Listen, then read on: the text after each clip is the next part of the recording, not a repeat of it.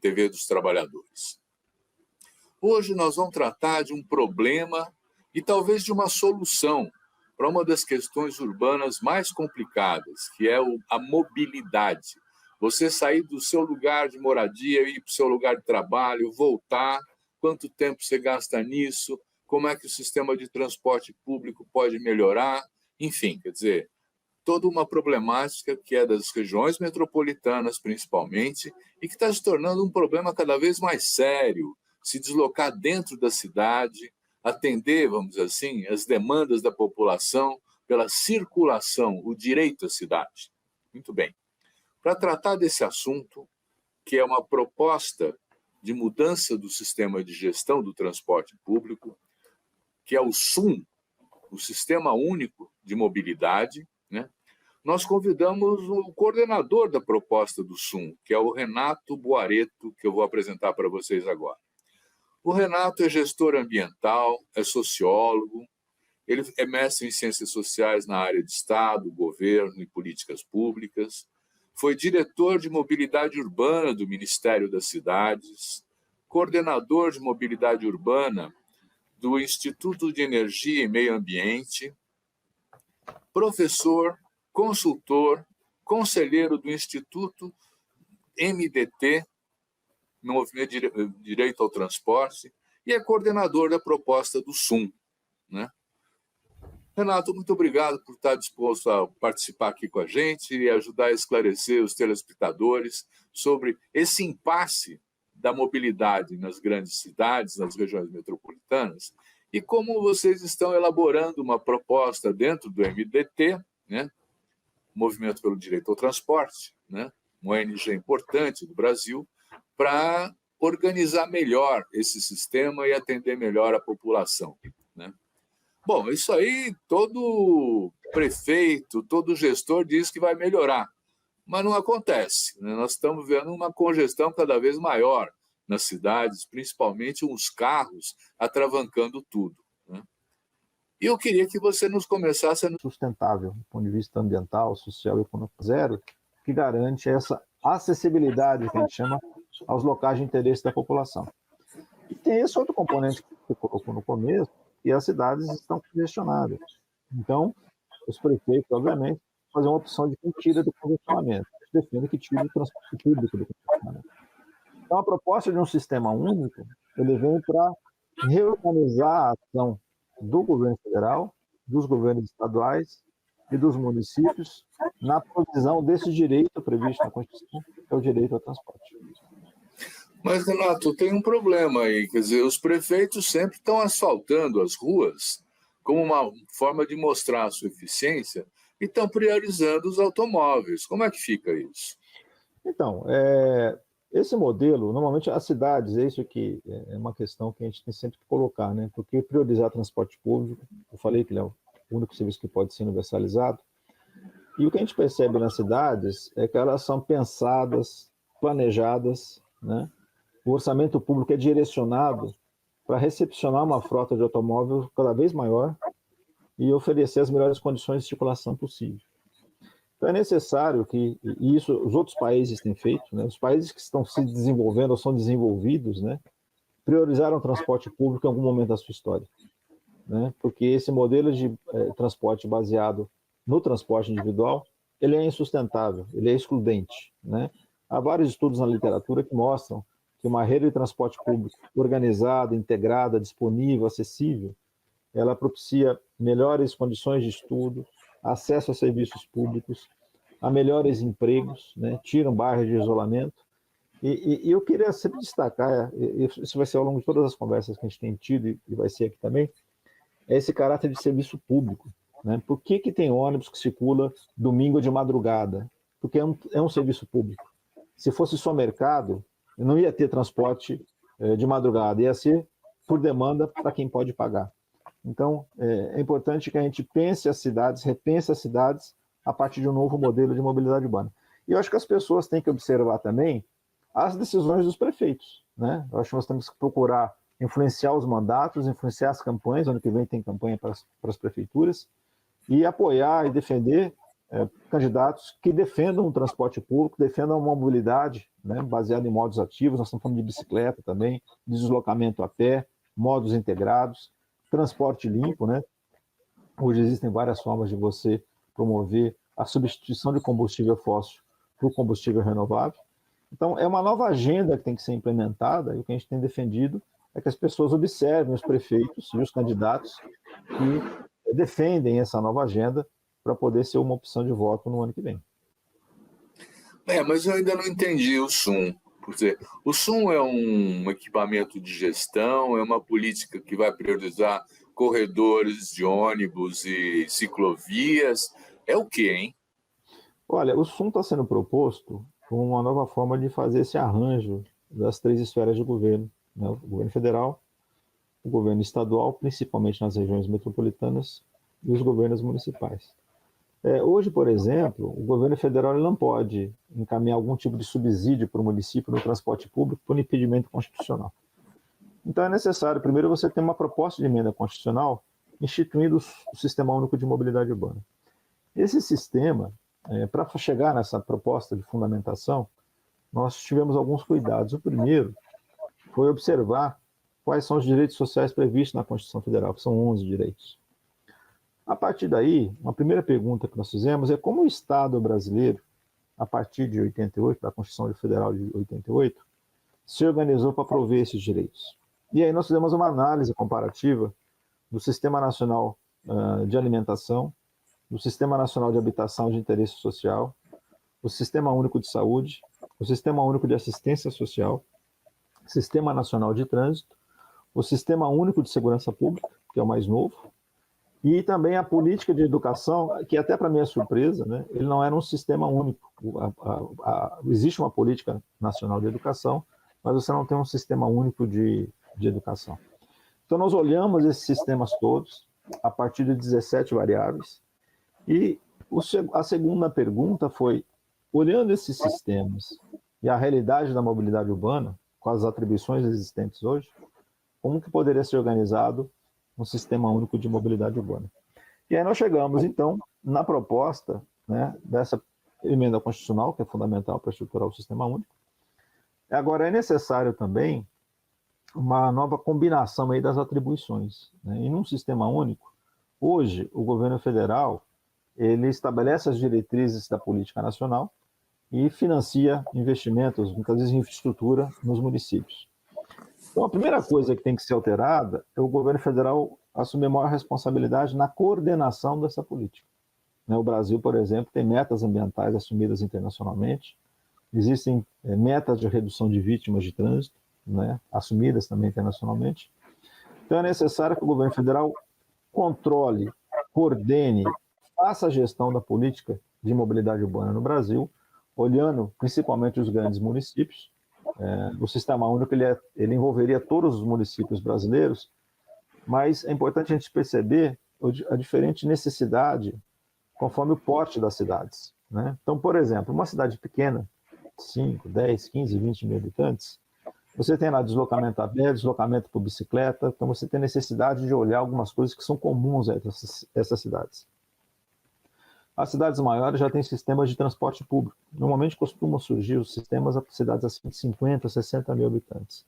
Então essas cidades já passam a ter também uma agenda em transporte público. Até as cidades maiores, que têm sistemas de mobilidade urbana mais complexos, que nós chamamos. Então, para cada porte de cidade, para cada situação das cidades, é necessário que o governo federal tenha um pacote, né, de apoio, que a gente chama, associado a essa coordenação. A gente tem falado é que você tem uma maior atuação do governo federal, você disponibiliza ferramentas e instrumentos, você coordena atividades, você capacita prefeituras, você capacita corpo técnico do município, você estabelece padrões técnicos de referência, você trabalha novas formas de contratação e remuneração de transporte público, você trabalha o planejamento integrado de bicicleta, calçada e transporte público, você trabalha o desestímulo ao uso do automóvel. Então, é um conjunto de ferramentas que você passa a disponibilizar e o governo federal, então, controlando, né, fazendo a gestão do uso dessas ferramentas e que resultado isso está dando em função dos compromissos internacionais. Porque hoje é muito isolado, né? A Constituição de 88 deixou o transporte público sob responsabilidade dos municípios. O município também é responsável pelo plano diretor, o plano de mobilidade, a lei de parcelamento, uso e ocupação do solo. Então, tem um peso muito grande do município nesse planejamento. O que nós estamos falando é que o município não pode ficar sozinho nisso. Então, é necessário que o governo federal dê esse suporte para esses aspectos de planejamento. E um outro aspecto que é fundamental é o aspecto do financiamento. Hoje, o financiamento do governo federal vai principalmente para a infraestrutura de transporte público coletivo. Nenhum sistema de média e alta capacidade, que a gente chama, que são os corredores de ônibus e o sistema sobre trilho, por exemplo, metrô e trem, são implementados com recursos próprios dos municípios ou mesmo dos governos estaduais. Normalmente o governo federal ele repassa recursos para os municípios implantarem sistemas, ou o governo federal é avalista de empréstimo internacional quando os estados implementam o sistema sobre trilho. Então, esse papel de financiamento da infraestrutura tem que permanecer no governo federal. Mas o que está sendo colocado também é a necessidade de uma fonte de financiamento de custeio, que a gente fala. Esse sistema, uma vez implementado, hoje, normalmente ele é custeado, com algumas exceções, pela tarifa que o usuário paga. Não é justo, socialmente, que o usuário do transporte público arque com o pagamento de toda uma infraestrutura que, por exemplo, o usuário do transporte individual não paga. Então, esse custeio, né, é necessário, então, que você tenha, o que a gente tem defendido, né, é uma fonte nacional de custeio, gerenciada pelo governo federal, uma nova fonte, para custear o que a gente fala, o financiamento social do transporte público. Né? Toda cidade tem que ter uma rede de transporte público disponibilizada para todas as pessoas. E o que a gente fala, Silvio, é que é como se fosse um elevador num prédio. Todas as pessoas que moram naquele prédio contribuem para pagar os custos daquele elevador, independente de quantas vezes usam o elevador por dia. O transporte público é a mesma coisa. O financiamento social que a gente defende é o custeio, né, de toda a sociedade pela disponibilidade de uma rede de transporte de qualidade, integrada com os outros modos, né? Então, eu estou falando de ônibus, trem, metrô, integrada também com bicicleta, integrada também com transporte não motorizado, o pedestre, né? É nesse sentido que a gente tem falado dessa integração. Tá. Barreto, nós vamos fazer um pequeno intervalo e depois eu vou voltar com uma pergunta dizendo assim, nós não estamos fazendo uma proposta que colide com a autonomia da gestão dos municípios pelas prefeituras? Vamos ao nosso intervalo.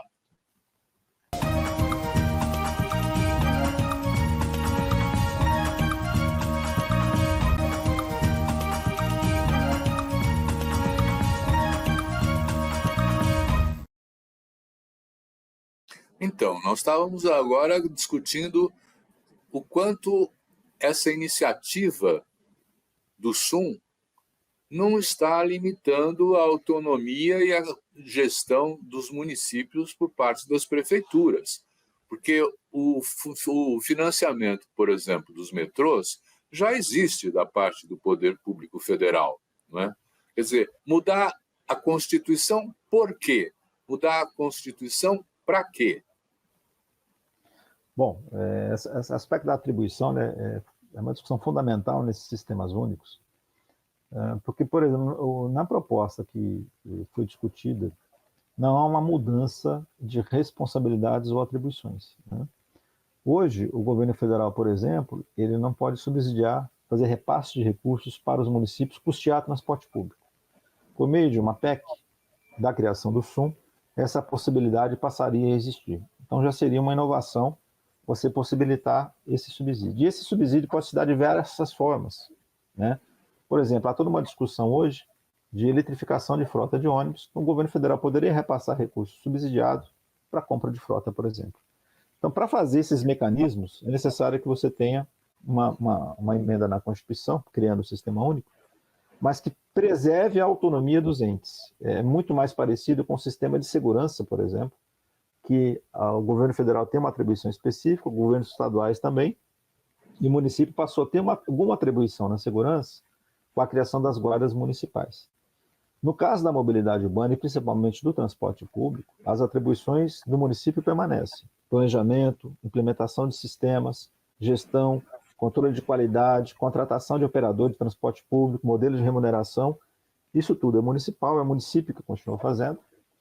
O que muda um pouco, por exemplo, é quando você passa para as regiões metropolitanas, que a gente defende um arranjo metropolitano, não é uma autoridade metropolitana, porque o que a gente observou é que a hora que as pessoas falam em autoridade metropolitana, pressupõe uma relação de subordinação do município ao Estado, ou do Estado ao município, da capital aos outros municípios. O que a gente tem observado no Brasil, e aí eu tenho o exemplo de Goiânia, o exemplo de Recife, né, que são dois modelos de região metropolitana, de arranjo metropolitano importantes, há uma relação de cooperação e de participação societária dos entes. Então você consegue modernizar sistemas, você consegue fazer uma implantação de uma infraestrutura única, fazer um planejamento único. Isso dialoga muito com o Estatuto da Metrópole, também utilizando os instrumentos do Estatuto da Cidade. Então você tem uma relação de cooperação federada entre municípios e estados nas regiões metropolitanas. E, como eu falei, isso é o novo papel do governo federal, gerenciando uma fonte nacional, cuidando da distribuição do recurso federal arrecadado, né?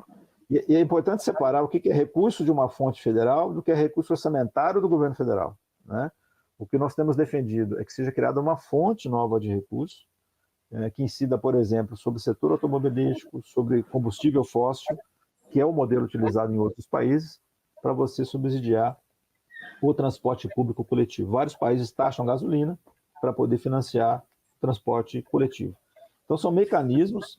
Agora, o que é importante? É criar um leque de possibilidades, né? O município ele tem que ter autonomia de criar esse cardápio de novas fontes de financiamento. Hoje já existe financiamento em várias cidades, subsídio em várias cidades.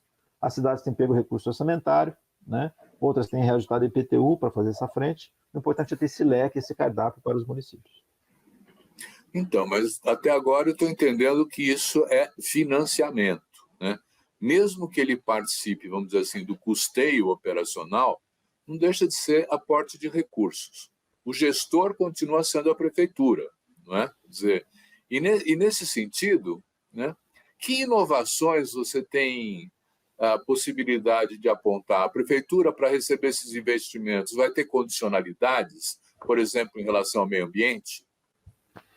Então, aí, o que a gente propôs é que essas atribuições, né, elas sejam associadas a algumas metas nacionais estratégicas, né, que foi apresentado para o debate. E isso é importante frisar também, né? O que está sendo colocado é uma proposta para debate, não é uma proposta acabada, uma verdade absoluta, mas o Instituto MDT se preocupou em trazer elementos, né, que embasassem, né, essa discussão, trouxesse uma linha de base. Por isso que foi feita essa análise comparativa e foi feito esse documento de fundamentação. Mas o que a gente propõe é que essa política nacional ela tem que ser organizada a partir de algumas metas estratégicas. Primeiro, é ampliar a participação do transporte ativo, que a gente fala, né, com o deslocamento a pé em curta distância, deslocamento por bicicleta também em distâncias adequadas, nesse conjunto de deslocamentos da população. Aumentar a participação do transporte público coletivo no conjunto de deslocamentos da população. Reduzir mortos e feridos no trânsito, os números no Brasil são vergonhosos, né? Apesar de todo o esforço que se tem, os números ainda são alarmantes. Também uma agenda ambiental voltada para a redução do consumo de energia e, consequentemente, da redução da emissão de poluentes locais, a gente fala que prejudicam a qualidade do ar, que degradam a qualidade do ar, e também os gases de efeito estufa. E uma meta também de reestruturação da gestão pública, porque nada disso você consegue fazer se você não tiver a gestão pública muito bem organizada para planejar os sistemas de mobilidade urbana, implementar projetos de infraestrutura, implementar serviços, contratar serviços, remunerar de maneira adequada, né, por exemplo, operadores de transporte público. Há uma discussão também de mudança, né, de incorporação de variáveis de qualidade de serviço de transporte público na remuneração dos operadores. Então, isso tudo são discussões que estão sendo apresentadas, são propostas que alteram essas atribuições, mas preservando, né, a responsabilidade municipal pelo planejamento, implementação e operação. Tem esse caráter metropolitano e o que a gente comenta é que é necessário você ter essas contrapartidas, mas é importante destacar, Silvio, que contrapartidas elas têm que ser no sentido de você aprimorar a gestão pública. Então, não se trata de criar barreiras e obstáculos. Mas a partir do conhecimento da realidade daquela cidade, é como é que ela vai avançando nos estágios de organização. Então é possível você estabelecer, como no começo teve no SUS, você tinha... E é importante, por exemplo, o SUS, no começo, a base foi a municipalização do atendimento da saúde. Essa base, a porta de entrada das pessoas no sistema de saúde, é a unidade básica da saúde no município. Na mobilidade urbana, o município já é responsável pelo planejamento e implementação de redes. Então, a ideia é reforçar isso, mas você aprimorar essa capacidade a partir de estágios. Quem já trabalhou com o programa de qualidade total sabe que é possível você fazer aprimoramentos contínuos na gestão. E aí, quem vai adquirindo mais capacidade, adquire mais recursos, pode fazer mais investimentos, pode acessar recursos internacionais, por exemplo. Uma fonte internacional de recursos requer um tipo de prestação de conta que não é simples para o município. Então, você tem uma lógica de aprimoramento de capacidade para acessar mais recursos e fazer as grandes mudanças. Então, é uma lógica de aprimoramento constante da gestão municipal. E isso cabe ao governo federal. Né? Hoje o município está isolado. A ideia é que você crie, então, esse é um dos instrumentos, por exemplo, programa de capacitação, você pode, entre outros instrumentos associados a essas metas estratégicas, né? Você, por exemplo, tem o Plano Nacional de Mobilidade Urbana. Há um esforço agora de conhecimento, deve terminar no final do ano que vem, da necessidade de projetos metropolitanos, por exemplo, das grandes cidades em termos de infraestrutura, que está sendo feito pelo BNDES. Então, é uma leitura que permite, por exemplo, você orientar alguns tipos de investimentos. Né? Como você contrata e remunera por qualidade de serviços? Também isso precisa ser apresentado pelo governo federal, um padrão nacional para isso. Então, você preserva a atribuição municipal, mas o município ele tem que atingir determinados estágios de desenvolvimento, também no financiamento. Né? Então, você tem uma fonte nacional. Agora, para ele acessar a fonte nacional, ele tem que fazer um esforço municipal de subsídio, por exemplo. Então, você pode casar recursos, que a gente fala. Então, e quem casar mais, recebe mais. Né? Um pouco essa lógica. Então, você está falando em fortalecer a capacidade de gestão dos municípios, né? Isso há 20 anos atrás tinha uma realidade palpável, quer dizer, tinha empresas públicas de transporte que operavam parte do sistema, mas tinham o know-how para fazer a gestão e podiam até intervir em empresas privadas porque conheciam o modelo de gestão geral do município. Quer dizer, essa proposta, ela é uma volta ao passado ou ela tem uma proposta nova que ela quer apresentar? Olha, ela considera, em termos de estruturação da gestão, todas as novas tecnologias e instrumentos existentes hoje. Né? Praticamente 100% dos municípios que têm transporte público têm sistemas de bilhetagem eletrônica, por exemplo. Então, o poder público tem que controlar esses sistemas de bilhetagem. Né? Todos os ônibus hoje você consegue colocar a fiscalização da operação por meio de GPS, né? Pelo posicionamento real do veículo, você consegue avaliar a operação real dessa frota. Então, hoje você tem novos instrumentos de gestão que você utiliza para fazer o controle do serviço do transporte público, que é o eixo estruturador do Sistema Único de Mobilidade Urbana. É importante frisar isso. Né? Como eu comentei, pelas suas características de serviço essencial e único que pode ser universalizado. Então, você consegue hoje, por exemplo, associar a remuneração de um operador por meio da qualidade do serviço prestado. Você tem o maior exemplo mundial hoje, é a cidade de Londres. E Londres licita 20% do seu sistema todo ano. Então, a cada 5 anos, você troca todos os operadores, ou mantém aqueles que disputam a licitação.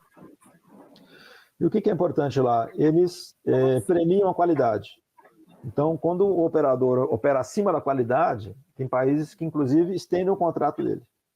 Agora, se o operador trabalha com uma qualidade abaixo daquilo que é estipulado, ele pode ter a interrupção de contrato, a diminuição de contrato. No Brasil, hoje, você só tem 2 extremos. Né? Você faz uma concessão e assina um contrato, o prefeito normalmente esquece daquele assunto, né? E agora voltou a se preocupar porque está tendo que subsidiar. Mas ele esquecia desse assunto por 20 anos. Né? Aí, quando dava algum problema, fazia intervenção. O que se propõe é que a gestão do transporte público tenha escalas também. Né? Você tenha etapas graduais em que você controla a qualidade do serviço, isso vincula uma parte da remuneração, Algumas cidades que a gente tem observado se propõem, inclusive, a tirar todo o que seria o lucro do empresário, né, a taxa interna de retorno do contrato, né? E tem países, o caso o Chile, por exemplo, tem lá o ranqueamento das empresas que operam na região metropolitana. Você acessa o site lá, você tem a empresa que é melhor avaliada, a empresa que é pior avaliada, e se a empresa pior avaliada está abaixo da qualidade, ela tem prazo para melhorar, ou então ela tem um problema, uma punição, além do desconto na remuneração, por exemplo, pode ter diminuição de contrato. Então, são novos mecanismos de gestão que você traz a partir da tecnologia que você pode implementar. Agora, é importante que você tenha um padrão, né? Eu acho que esse é o papel do governo federal, que é estabelecer essas normas técnicas, esses padrões, para você melhorar lá no município o atendimento pelo transporte público. Você falou do financiamento federal de custeio também, né? Quer dizer, isso é interessante, principalmente porque hoje você tem já no Brasil mais de 70 cidades praticando o tarifa zero. É o caminho que o SUM aponta, o tarifa zero? Olha, o que a gente fala é que a criação do SUM, a instituição do SUM, ela é uma condição, né, para você ampliar a tarifa zero no país, né? Hoje não é proibido implantar tarifa zero, várias cidades estão implementando, né? Cidades que têm condição financeira para isso, cidades que têm, principalmente o aspecto financeiro hoje é o que pesa, né? Estão mudando contratos, então a gente acredita que o SUM pode acelerar esse processo, mas isso é uma decisão local. Por isso que é importante, quando você fala em atribuição, essa atribuição ela continua sendo local, de fazer o planejamento, a contratação e remuneração. O que o SUM pode permitir é que esse processo se acelere, ou que em algumas cidades você tem uma redução drástica do valor da tarifa. Tem cidades que podem querer trabalhar com o sinal de preço que a gente chama, né? Que é uma tarifa R$1, tarifa R$2. Essa é uma decisão local. O que o SUM pode criar é justamente as condições objetivas para que isso aconteça no Brasil. Tá bom. Nós vamos fazer mais um pequeno intervalo e já voltamos.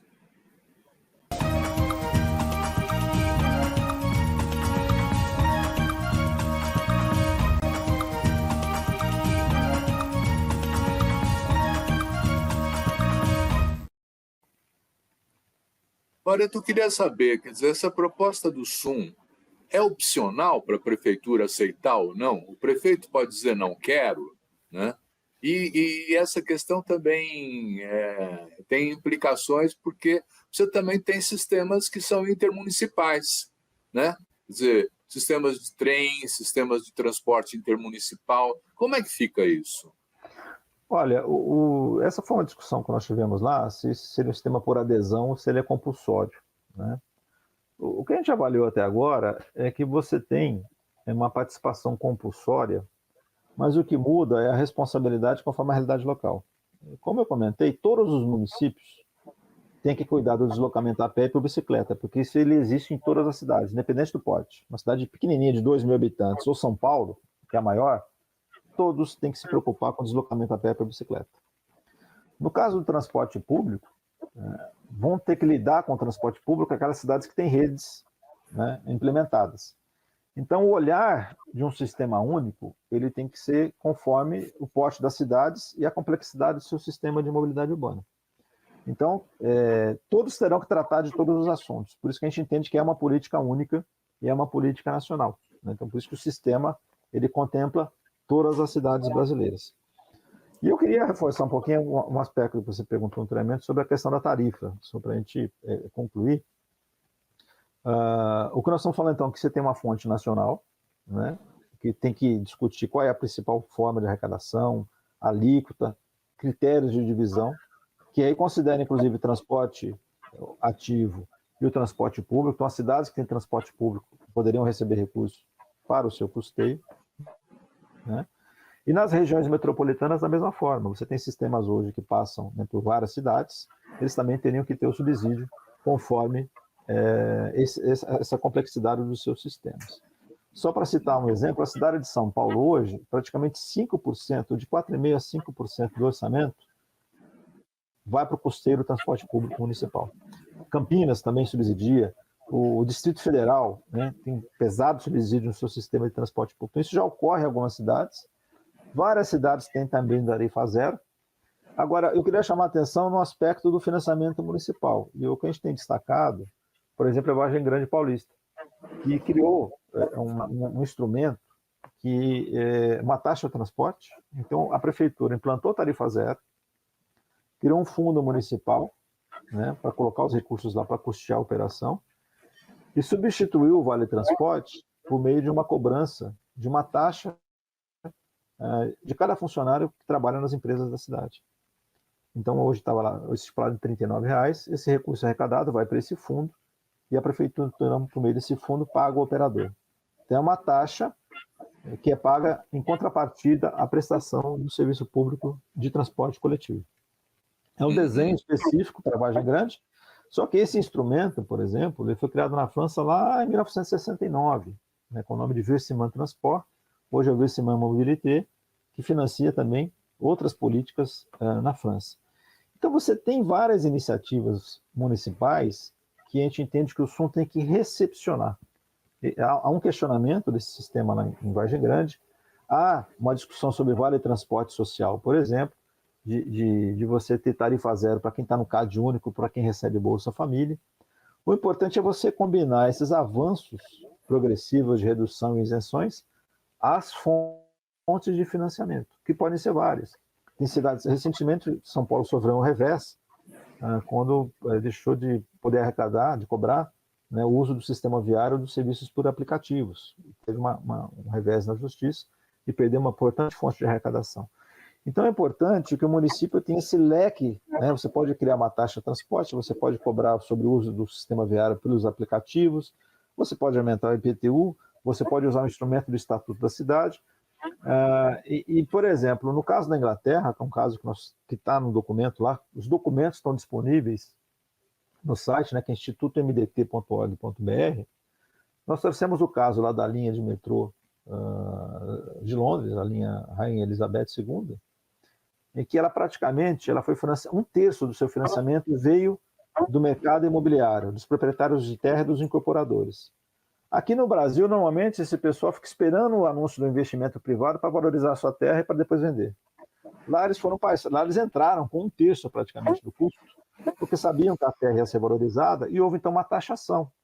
Houve a taxação desse lucro, houve, por exemplo, o estabelecimento de um aumento no imposto válido por 25 anos, depois que essa linha for paga, esse custo ele é eliminado do imposto. Então, são vários instrumentos que a gente fala que o Estado tem que usar, que o município pode usar também. E aí, voltando a falar daquela questão das contrapartidas. Então, você cria condições para que o município arrecade. Conforme ele arrecada, você pode fazer recurso casado, e quem arrecada mais consegue implementar mais. Então, por isso que é importante que você não perde a discussão local dessa política, né?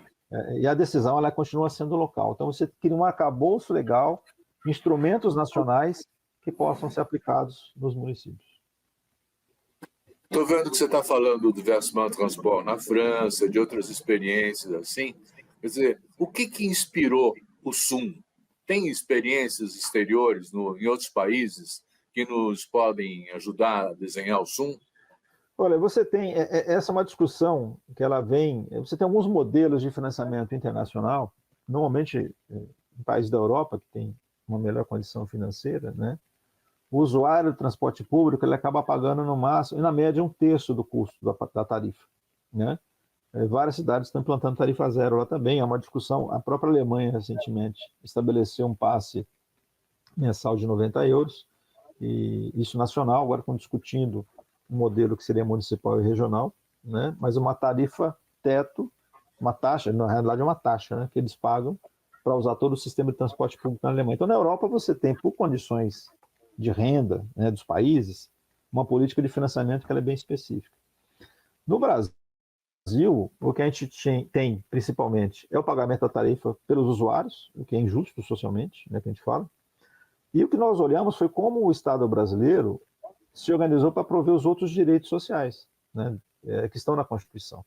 Então, nós olhamos o funcionamento dos outros sistemas e, à luz dessa realidade brasileira, né, que está sendo proposto o Sistema Único de Mobilidade agora.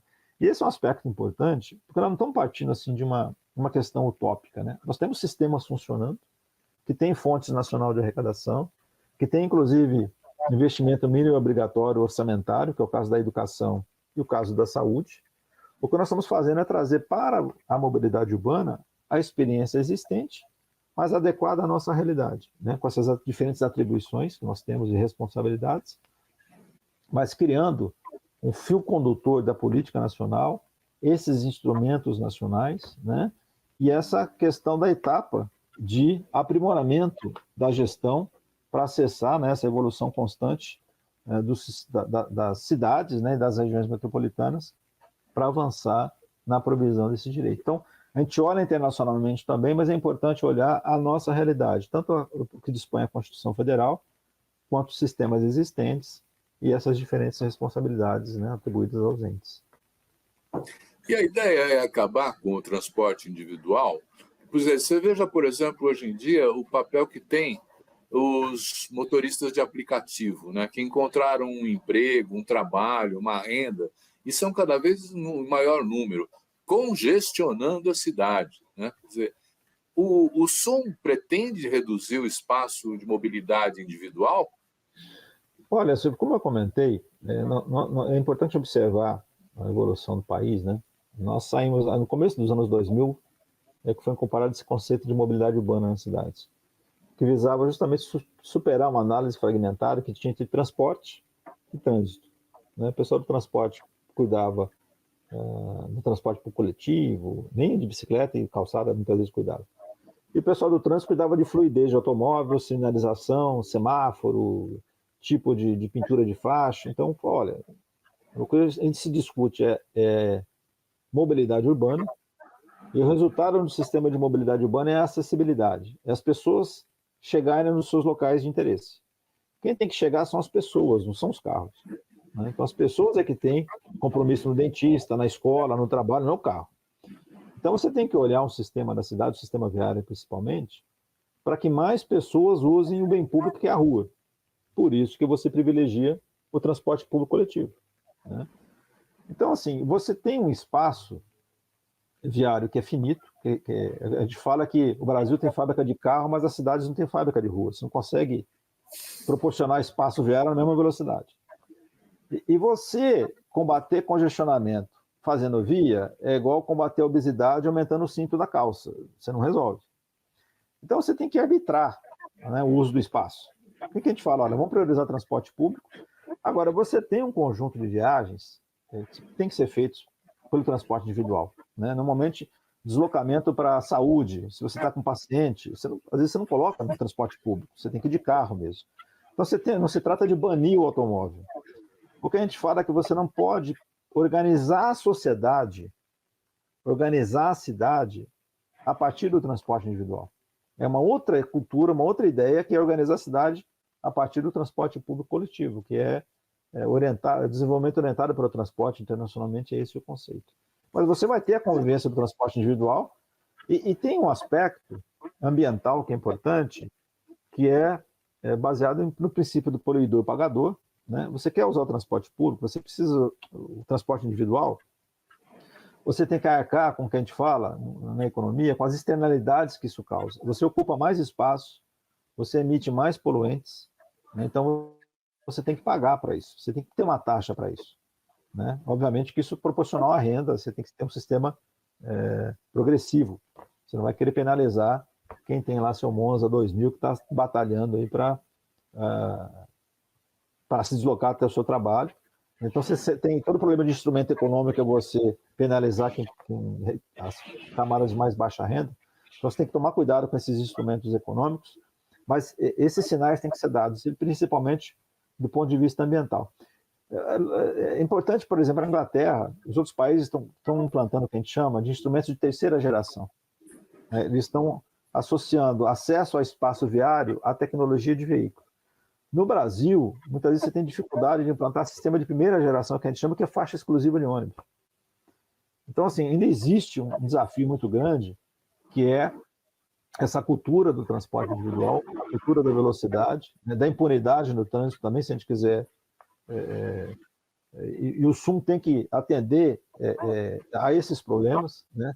Você tem que combater vítimas do trânsito, tem que combater cultura de velocidade, você tem que democratizar o uso do espaço, o uso da via, você tem que priorizar transporte público. Então, o importante é você ter os instrumentos para que isso aconteça no curto, médio e longo prazo, esses instrumentos adequados para isso. Mas não é banir o automóvel, ele tem um papel, ele tem um espaço, mas você não pode partir da premissa de que um dia todo mundo vai ter carro e que as pessoas usam o transporte público enquanto não compram um carro. Eu acho que essa é a mudança que tem que ter, do ponto de vista, inclusive, cultural, que é a valorização de quem usa o transporte público na cidade. Ele polui menos, ele ocupa menos espaço, né?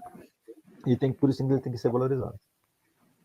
Mas aí eu estou entendendo que vai além da gestão, né? Porque, por exemplo, na minha cabeça, se a gente tiver mais corredores de ônibus e ônibus elétricos, se a gente tiver um VLT, esse veículo leve sobre trilhos, que a gente tem no Rio de Janeiro, por exemplo, dando uma excelente demonstração de como funciona, né? Quer dizer, mais ciclovias, né? Por exemplo, as calçadas que tem em Buenos Aires, que é uma cidade que você tem prazer em caminhar, porque são calçadas largas, são calçadas cômodas para caminhar. Quer dizer, tudo isso seria uma indução, né? Está envolvendo o SUM isso aí? Sim. Sim, é o que a gente fala de você ter essa política coordenada, né? As cidades que investirem mais nesse modelo que você está colocando têm que receber mais recurso para isso. As cidades que aumentarem a participação do transporte público e desse deslocamento a pé em curta distância no conjunto de deslocamentos da população tem que ser premiada, tem que receber mais recursos. Então você usa os instrumentos disponíveis de políticas públicas, que a gente chama, para induzir essa mudança. Inclusive, se for o caso, a cobrança do uso do transporte individual. Ou, por exemplo, o que foi feito na Colômbia. Eles aumentaram um pouquinho a gasolina, seria no Brasil, sei lá, 10 centavos, 15 centavos, e canalizaram todo esse recurso para financiar o transporte público. E isso é fundamental. As pessoas, Londres também fez lá o acesso à área central. Quem vai de carro paga uma taxa. E isso é totalmente revertido para o transporte público e melhoria de calçada. E isso é fundamental no Brasil, né? Todo novo recurso, as pessoas têm que ter transparência de onde isso está sendo usado, de que isso não vai para o caixa único, não vai financiar outras coisas, para não virar outra coisa. Então, é importante, falando um pouco desses instrumentos econômicos, né, que tudo aquilo que for criado novo haja de fato um investimento naquilo que está sendo proposto, né, para que não aconteça como já foi com o financiamento da saúde, né, com outras fontes que acabaram sendo ou desvirtuadas ou não tiveram uma clareza, uma transparência no seu uso, né? Então, se você vai subir um pouquinho a gasolina, que se isso seja revertido de fato para o financiamento do transporte público e melhoria das condições de calçada, por exemplo. Tá. Nós vamos fazer um último intervalo e já voltamos.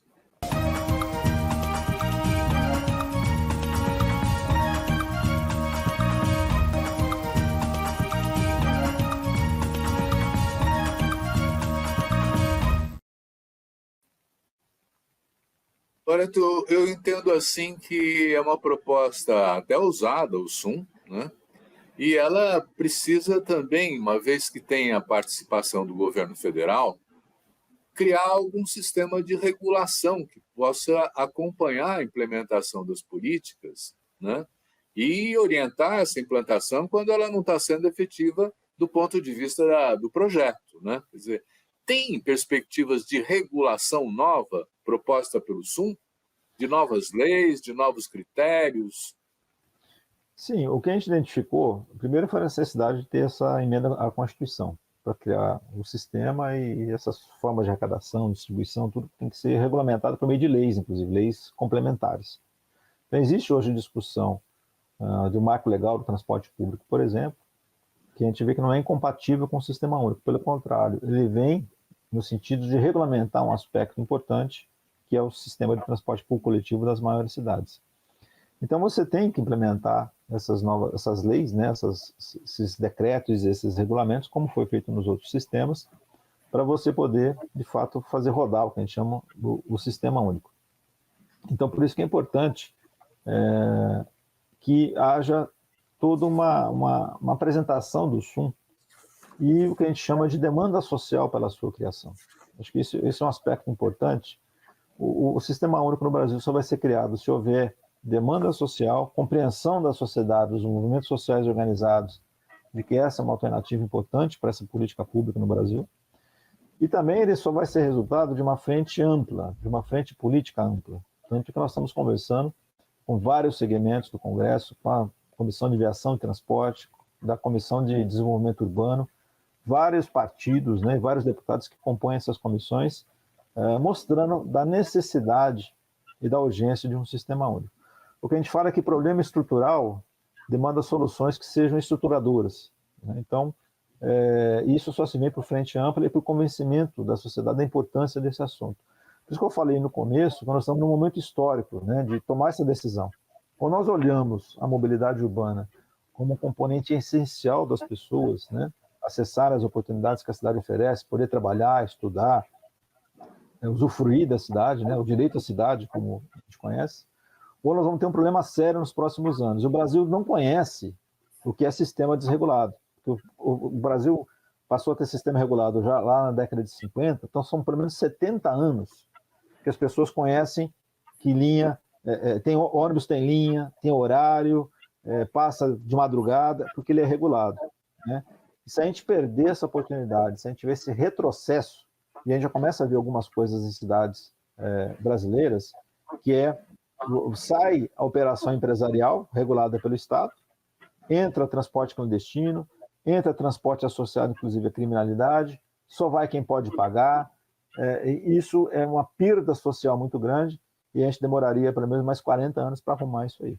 Então, eu quero alertar para o momento histórico importante que nós temos de estruturar uma política pública, e a proposta é que seja por meio de um sistema único de mobilidade urbana, para que a gente possa garantir o transporte público como um serviço essencial, como um serviço público e como um direito das pessoas, de se deslocarem, de acessarem os locais, poder estudar, trabalhar, sabendo que vai ter transporte, tem confiabilidade, tem qualidade. Isso é uma decisão da sociedade, não é somente de um segmento político ou de uma parcela apenas da população. Quando a gente está pensando em aprovar no Congresso uma proposta de PEC, evidentemente vai ter resistências, né? Quem são os atores que estão contra o SUM? Tem?